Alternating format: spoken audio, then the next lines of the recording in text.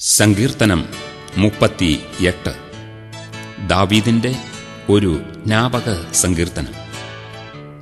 യഹോവേ, ക്രോധത്തോടെ എന്നെ ശിക്ഷിക്കരുതേ, ഉഗ്രനീരസത്തോടെ എന്നെ ദണ്ഡിപ്പിക്കുകയും അരുതേ. നിന്റെ അസ്ത്രങ്ങൾ എന്നിൽ തറച്ചിരിക്കുന്നു, നിന്റെ കൈ എന്റെ മേൽ ഭാരമായിരിക്കുന്നു. നിന്റെ നീരസം ഹേതുവായി എന്റെ ദേഹത്തിൽ സൗഖ്യമില്ല, എന്റെ പാപം ഹേതുവായി എന്റെ അസ്ഥികളിൽ സ്വസ്ഥതയുമില്ല. എന്റെ അകൃത്യങ്ങൾ എന്റെ തലയ്ക്കുമീതെ കവിഞ്ഞിരിക്കുന്നു.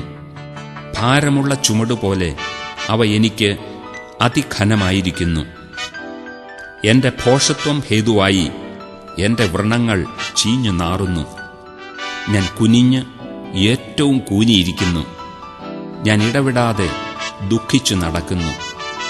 എന്റെ അരയിൽ വരൾച്ച നിറഞ്ഞിരിക്കുന്നു. എന്റെ ദേഹത്തിൽ സൗഖ്യമില്ല. ഞാൻ ക്ഷീണിച്ചു അത്യന്തം തകർന്നിരിക്കുന്നു. എന്റെ ഹൃദയത്തിലെ ഞരക്കം നിമിത്തം ഞാൻ അലറുന്നു. കർത്താവേ, എന്റെ ആഗ്രഹമൊക്കെയും നിന്റെ മുമ്പിൽ ഇരിക്കുന്നു. എന്റെ ഞരക്കം നിനക്ക് മറഞ്ഞിരിക്കുന്നതുമില്ല. എന്റെ നെഞ്ചിടിക്കുന്നു, ഞാൻ വശം കെട്ടിരിക്കുന്നു. എന്റെ കണ്ണിന്റെ വെളിച്ചവും എനിക്കില്ലാതെയായി. എന്റെ സ്നേഹിതന്മാരും കൂട്ടുകാരും എന്റെ ബാധ കണ്ട് മാറി നിൽക്കുന്നു. എന്റെ ചാർച്ചക്കാരും അകന്നു നിൽക്കുന്നു.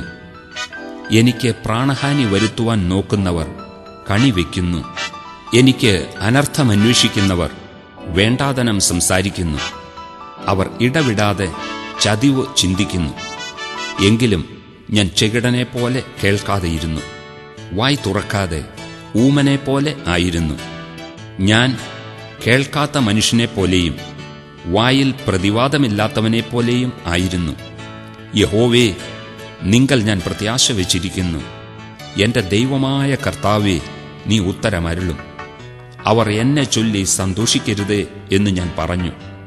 എന്റെ കാൽ വഴുതുമ്പോൾ അവർ എന്റെ നേരെ വമ്പു പറയുമല്ലോ. ഞാൻ ഇടറി വീഴുമാറായിരിക്കുന്നു. എന്റെ ദുഃഖം എപ്പോഴും എന്റെ മുമ്പിലിരിക്കുന്നു. ഞാൻ എന്റെ അകൃത്യത്തെ ഏറ്റുപറയുന്നു. എന്റെ പാപത്തെക്കുറിച്ച് ദുഃഖിക്കുന്നു. എന്റെ ശത്രുക്കളോ ജീവനും ബലവുമുള്ളവർ.